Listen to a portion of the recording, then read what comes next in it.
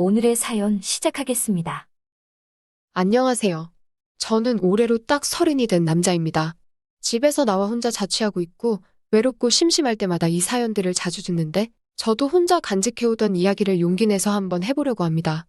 제가 대입에 실패하고 재수를 시작했던 다음 해에 그녀를 처음 만나게 되었습니다.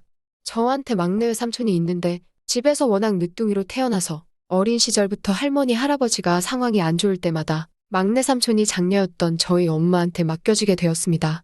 덕분에 저랑은 삼촌 조카 사이가 아니라 친척형과 친척동생 같은 사이로 아주 가깝게 지내게 되었고요. 아무튼 하루는 외삼촌이 결혼을 할 여자라고 집에 한번 데리고 온 적이 있어요. 막내 삼촌한테는 우리 엄마가 부모의 역할도 같이 해줬으니 당연히 소개를 시켜주려고 데려온 자리였지요. 저는 그냥 그때 재수를 시작한 지 좀 되어서 그냥 열심히 공부만 하고 있었을 때였습니다. 앞으로 외숙모가 될 분이라고 소개를 받았기 때문에 그때는 별로 크게 감흥이 있던 건 아니었고 그냥 외삼촌이 마냥 부럽기만 했습니다. 결국에는 외숙모가 되지는 못했지만요. 그녀는 대학 시절 미대를 우수한 성적으로 졸업 후 떠오르는 신인 여자화가로 잡지에 소개가 될 정도로 유망한 능력자였답니다.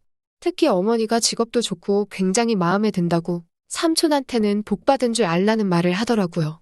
명예가 있는 일을 하다 보니 거만하지 않고 예의도 바른 데다가 주변도 더 살피게 되더군요. 삼촌이 잠깐 전화 때문에 자리를 비운 사이에 저희 어머니께서 그녀와 대화의 꽃을 피우기 시작했습니다. 삼촌을 꼴통이라고 지칭하면서 저런 놈이 뭐가 좋아서 결혼까지 결심하게 되었느냐고 물어보시더라고요. 제가 낄 자리는 아닌 것 같은데 저도 그녀의 아름다움에 취해가지고 시선을 빼앗기고 말아버렸습니다. 저런 사람이 내 외숙모가 된다는 사실이 좋으면서도 한편으로는 삼촌이 부럽고 질투가 나기까지 했어요. 아무튼 당시 삼촌이 학벌이 좋은 것도 아니고 학력이 우수한 것도 아닌데다가 솔직히 할머니가 모아둔 재산 축내고 다니면서 놀러 다니는 게 1인 한량이었거든요. 그런데 저런 예쁜 여자와 결혼까지 하게 된다는 게 참 부러웠습니다. 그런데 그녀가 자신있게 대답하기를 오빠, 그러니까 삼촌이 몸이 좋고 잘생겨서 좋다고 하는 겁니다. 그 말에 어머니도 당돌하다는 느낌을 받았는지 어이없어 하는데 그녀가 성공한 화가이다 보니 이미 직업에서 명예도 있고 돈도 잘 벌고 있었으니 삼촌 능력을 자기가 볼 필요가 없다는 거죠. 오히려 잘생기고 몸도 좋으니 그 부분이 마음에 든다 솔직하게 말하는데 어머니는 좀 어이없어 했지만 저는 당당하고 멋진 사람이라는 생각이 들었습니다. 어머니는 얼굴 잘생긴 거 몇 년이나 더 가겠냐고 하면서 좀 여유 있게 준비하면 어떻겠냐 했어요. 삼촌 입장에서는 저희 어머니가 누나라기보다는 부모님에 더 가까운 존재였고 제 형제나 마찬가지라고 생각했던 외삼촌을 엄마가 그런 식으로 말하는 게 충격적이었죠. 그래도 그렇지 당시 재수생에 불과한 제가 봐도 그녀는 더할 나위 없이 훌륭한 사람이고 누가 봐도 삼촌이 복을 받은 건데 결혼을 내키지 않아 하는 걸론 보였습니다. 그녀도 실망할 법도 했는데 오히려 그 말에 그녀는 걱정이 없다고 했습니다. 삼촌은 진짜 노는 거 좋아하는 별볼일 없는 남자였는데 할머니 할아버지 돌아가시면서 유산을 받은 게 있어서 그렇게 놀러만 다녀도 이렇게 예쁜 여자도 다 만나고 마냥 삼촌이 부러울 따름이었습니다. 아무튼 그렇게 확신에 차서 삼촌하고 결혼하겠다 외치던 그녀를 달리 보게 되었습니다. 그리고 그 점이 저희 어머니한테도 확실하게 어필이 되었나 봐요. 이렇게 예쁘고 앞날이 창창한 여자가 여장부 기질이 다 있다면서 결혼하는 것도 좋게 생각하시고 오히려 엄마와 그녀는 차츰 시간이 지나면서 친구 같은 관계로 발전했습니다. 저야 재수한다고 집에 매일같이 있었기 때문에 못해도 일주일에 한 번씩 와서 어머니랑 시간을 보내고 가는 그녀를 자주 만나게 되었죠. 매일 보는 건 아니었으니 당연한 일이겠지만 그녀가 놀러 올 때마다 옷도 매번 다른 스타일이고 얼굴이 예쁘니 그렇게 자주 보는데도 질리지가 않고 좋더라고요. 그때쯤 저희 어머니가 약간 심적으로 힘들어해서 공황이 있었는데 그녀가 와서 미술로 심리치료도 해주고 했으니 당시 저한테는 그녀가 예쁘기만 한 존재가 아니라 차원을 넘어설 정도로 눈이 부신 존재였어요. 그런데 하루는 그녀가 저희 집에 왔는데 그녀가 우는 소리가 문 너머로 들려오는 겁니다. 슬쩍 나가보니 오히려 어머니는 이번에는 삼촌을 욕하면서 그 자식은 지 복을 지 발로 차고 다닌다고 하면서 그녀한테 차라리 잘 된 거라고 응원을 해줬습니다. 그녀는 더 좋은 사람을 만날 자격이 있다고 한량 같은 내 동생한테 미련 갖지 말고 좋은 사람 만나서 잘 살라고 하시더라고요. 어머니가 삼촌 어릴 적에 돌봐주시기도 했는데 그때 자기가 잘못 가르쳐서 그렇다고 미안하다고 사과까지 하더군요. 저는 당연하게도 그녀는 이제 더 이상 저희 집에 오지 않을 거라 생각했는데 오히려 그녀는 그날부터 어머니와 더 친구 같은 사이가 되었습니다. 당시 어머니 심리치료 해주던 것도 있었고 그녀가 어머니랑은 죽이 잘 맞는 편이라서 치료가 다 끝난 뒤에도 어머니와 함께 시간을 보내면서 지내줬어요. 저도 당시 재수생이다 보니 가끔은 어머니가 차려준 점심도 같이 먹고 간식도 같이 먹으며 시간을 보냈습니다. 그때도 마음 한구석에는 그녀가 삼촌하고 헤어진 게 차라리 잘된 일이 아닐까 하는 생각도 했어요. 그러고 한참 시간이 지나니 어머니는 그녀가 욕심이 났는가 봅니다. 그녀가 10살만 더 어렸다면 며느리감으로 딱이라고 삼촌하고 헤어진 게 그거 하나만은 아쉽다고 하시더라고요. 한 가족이 못되게 된 건 말이죠. 그녀도 저랑 결혼시키고 싶다는 말에도 제가 10살만 많았어도 결혼을 했을 거라 하면서 분위기 좋게 받아쳐주거나 했습니다. 그렇게 시간은 지났고 저는 재수에도 실패를 하고 말았습니다. 그래도 원하는 학교는 가지 못했지만 지방 쪽에 제가 원하던 학과가 유명한 대학교에는 붙었어요. 1년을 더 해야 하나 말아야 하나 고민하는 와중에 아버지께서 그 대학교가 있는 지방으로 발령을 받게 되면서 그렇게 가족 전체가 그쪽으로 이사를 가게 되었습니다. 이사 가기 며칠 전에 그녀가 집에 찾아왔어요. 어머니도 그녀도 서로 아쉽다면서 아예 못 만나게 해외로 가는 것도 아닌데 뭘 그리 아쉬워하냐며 작별 인사를 나눴습니다. 그렇게 지방에 가서도 자주 볼 것처럼 하더니 전화통화만 주고받는 듯 싶었고 실제로 만나는 날은 아예 없었습니다. 그렇게 세월이 지나니 연락도 뜸해지고 어느덧 그녀에 대한 존재는 희미하게 잊혀져갔지요. 저도 대학을 다니고 군대를 다녀왔습니다. 외로운 군 생활 중에 까맣게 잊고 있던 그녀가 나오는 꿈을 꿨습니다. 새벽에 일어나 화장실로 달려가 빨래를 하면서 다른 사람도 아니고 왜 그녀가 꿈에 나왔지 많은 생각을 하게 되었어요. 그러다가 문득 그녀가 삼촌을 좋아한 이유 중에 몸이 좋은 것도 마음에 든다고 했던 말이 기억이 나서 외로운 군 생활 못 만들기에 열중하면서 운동만 그렇게 열심히 했습니다. 당시에 제가 호리호리한 체형이었고 마침 군대 선임 중에 운동을 엄청 좋아하는 사람이 있었거든요. 생애 처음으로 운동을 그렇게 하니 군대에선 쉬는 것도 힘들어 죽겠는데 근육통까지 동반하니 엄청 포기하고 싶었습니다. 그럴 때마다 희미한 기억 속 그녀를 떠올리며 이악 물고 운동을 했어요. 전역을 하고 나서는 말라깽이 같던 저는 더 이상 없었고 그래도 제법 운동 좀 했다는 소리를 들을 정도의 몸이 되었습니다. 그녀를 생각하며 키운 몸이지만 전역을 했다고 그녀를 다시 만날 수는 없었죠. 그래도 반사이익으로 운동도 하고 몸이 좋아지니 저한테도 여자친구가 생기게 되었죠.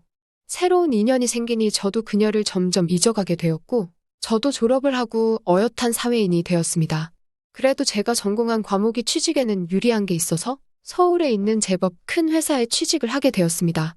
그렇게 2년 전에 저는 서울로 다시 돌아오게 되었어요.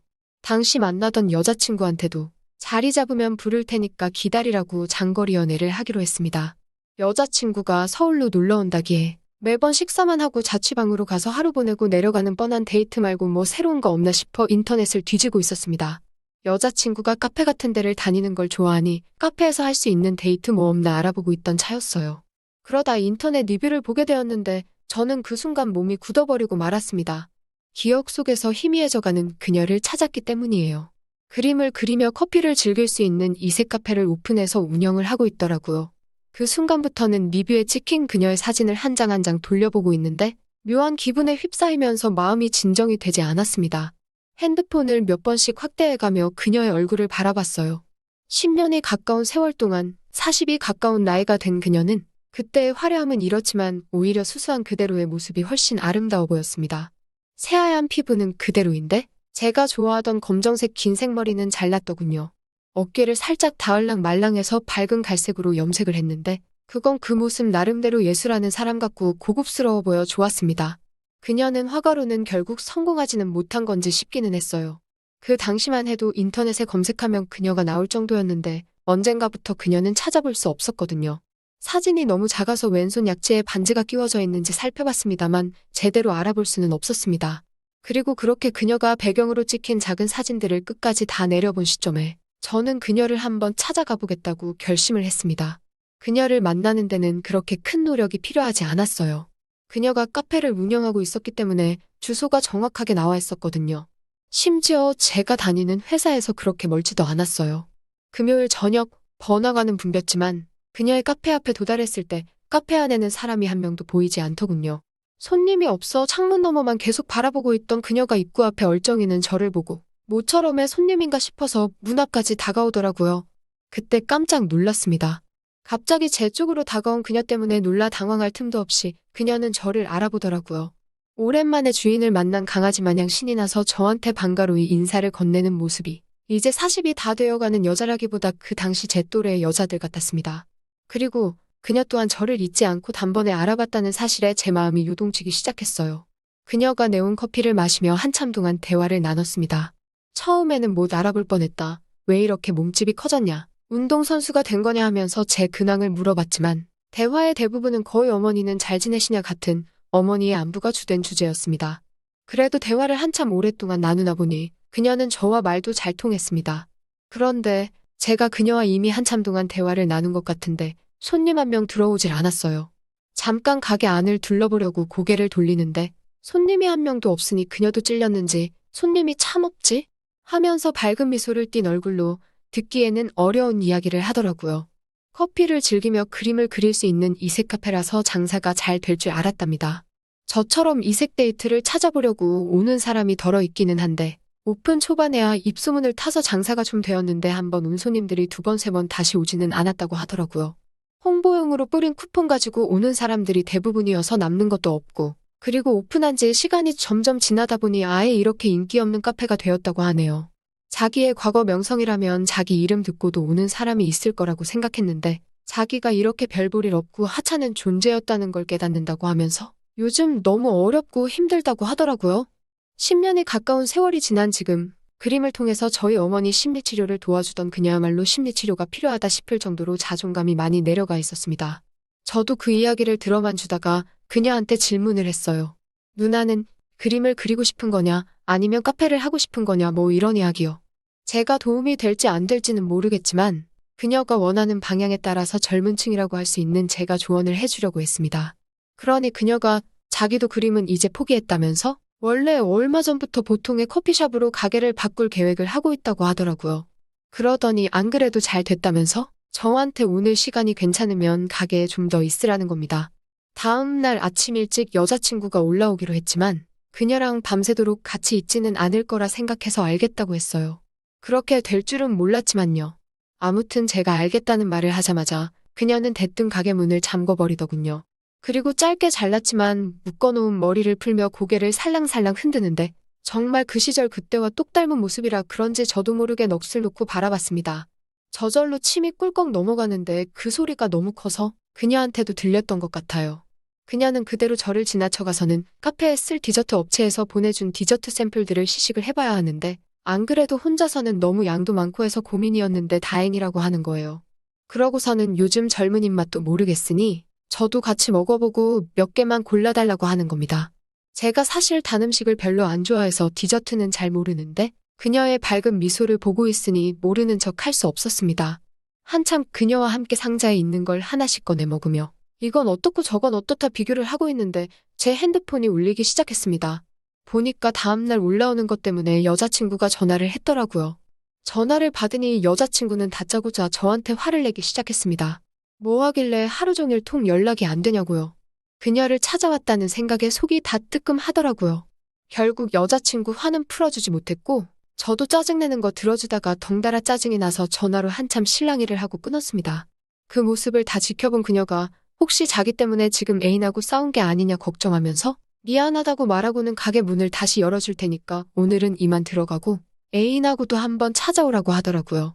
여자친구와 다퉈서 그런 게 아니고 저 또한 오랜만에 그녀를 만나 마음이 과거로 돌아가면서 여자친구보다 오늘 다시 만난 그녀에게 충실하고 싶어서 그랬다는 확신이 생겼습니다. 가게 문을 열어주러 가는 누나의 팔을 붙잡고 오늘은 누나가 보고 싶어 온 거라고 솔직한 마음을 이야기했습니다. 그동안 항상 보고 싶었다고. 제가 운동을 해서 몸을 키운 것도 서울에 취직을 했을 때도 부모님보다 누나 생각이 더 컸다고. 조금 과장을 섞기는 했지만 오랜 제 마음을 전했습니다. 그녀는 난데없는 저의 말에 그녀도 저에게 마음이 있는 것처럼 대답했지만 그래도 어머니와 자기가 친구 같은 사이이고 한 번은 외숙모가 될 뻔도 했던 사람인데 우리 사이가 이루어질 수 있겠냐고 나이 차도 너무 많이 나지 않느냐고 하면서 거절을 하려 하더라고요. 저는 그 길로 그녀한테 다가가서 그런 게 지금 중요하겠냐고 지금 우리가 다시 만나 이렇게 한 공간에 있는 게 중요한 게 아니겠냐 하니 그녀도 포기한 듯 저에게 다가왔습니다. 그녀를 따라 그녀가 혼자 살고 있는 아파트에 도착했습니다. 그래도 화가였던지라 작은 아파트지만 깔끔하고 보기 좋게 꾸며놓은 집이 인상 깊었어요. 시간은 새벽 2시를 넘어가고 있었고 제 전화기는 여자친구에게 쉬지 않고 걸려오는 전화벨 소리에 엄청 시끄러웠지만 그 소리는 그녀와 제가 만들어내는 소리에 묻혀서 저에겐 전혀 들리지도 않았어요. 다음 날 아침에 일어나니 그녀는 아침 식사를 준비하고 있더라고요. 식사를 준비하는 이유가 뭐냐고, 나 집에 안 보내려고 그러는 거냐고 했더니 오늘은 그녀가 가게도 안 열겠다면서 하루 종일 각오하라고 하는 겁니다. 그렇게 그 다음 날까지 정말 눈이 마주치기가 무섭게 함께 시간을 보냈어요. 막차가 끊길까봐 전날처럼 밤을 새도록 잊지는 못했지만 이미 그녀 집을 나서니 제 다리가 다 후들거리더군요. 제 자취방에 돌아가니 여자친구가 문 앞에 쪼그려 앉아서 어디 가서 뭘 했냐고 저한테 울면서 따져묻는데 제가 잘한 일 하나 없는데 오히려 제가 여자친구한테 화를 내고는 헤어지자고 했습니다. 항상 연애할 때 주도권을 가지고 저를 떡주무르듯 하던 여자친구인데 헤어지자는 말에는 언제 그랬냐는 듯 무너져 버리더라고요. 갑자기 이러는 이유라도 알자고 따지는데 끝까지 이유는 말해주지 않았죠. 그 다음 주가 되어서 그녀를 다시 만났습니다. 그녀도 저를 기다렸다는 듯 이번 주도 주말에는 아예 장사를 하지 말아버릴까 묻더라고요. 그리고 그녀 앞에 여자친구와 헤어졌다는 사실과 그녀와 앞으로 정식으로 교제를 하고 싶다고 말했습니다. 그녀가 감동할 줄 알았는데 저를 보고 싶었다 달려오던 그녀는 얼굴색이 바뀌며 정색을 하더라고요. 자기 때문에 만나던 사람과 헤어진 거냐며 그건 있을 수 없는 일이랍니다. 저의 그런 결정에 몹시 유감이고 이제 더 이상 저와는 더 깊은 관계가 되지 않겠다며 저보고 돌아가라 하더군요. 그녀에게 거의 매달리다시피 그러는 이유가 뭐냐 물었습니다. 그녀는 당연한 거 아니겠냐고, 그녀랑 제가 함께 있는 걸 보는 사람들의 시선은 어떻겠냐. 그걸 이겨낸다고 하더라도 저희 어머니와 외삼촌이 우리 둘의 사이를 퍽이나 환영하겠다고. 우리는 여기까지가 맞는 관계이고 그 이상을 원한다면 더 깊어지기 전에 애초에 시작도 하지 말자는 게 그녀의 말이었습니다. 그녀를 어떻게든 회유해보려고 했지만 오히려 역효과였어요. 그 다음 날에 찾아갔을 때도 가게 안으로 들어오면 사람들을 부르겠다고 하면서 저를 얼씬도 못하게 하더군요. 삼고초려를 하다 못해 회사를 출근하지 않는 날은 항상 그녀의 가게 앞으로 출근했습니다. 하지만 그녀는 끝내 저를 받아들여주지 않았고 그렇게 10년이 가까운 재회는 하루아침에 물거품처럼 무너져버리게 되었네요. 나중에는 그녀는 가게를 팔아버리고 제가 닿지 않는 어느 곳으로 떠난 건지 요즘은 감감무소식입니다.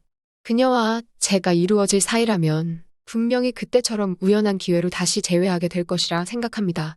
운명이 아니라면 그렇게 서로를 기억 속에만 품은 채 살아가겠지요. 제 이야기는 이만 여기서 끝내도록 하겠습니다. 또 찾아주셔서 감사합니다. 매일 새롭고 흥미로운 사연으로 찾아뵙겠습니다. 구독과 좋아요 잊지 마시고 다음 사연으로 다시 찾아뵙겠습니다. 감사합니다.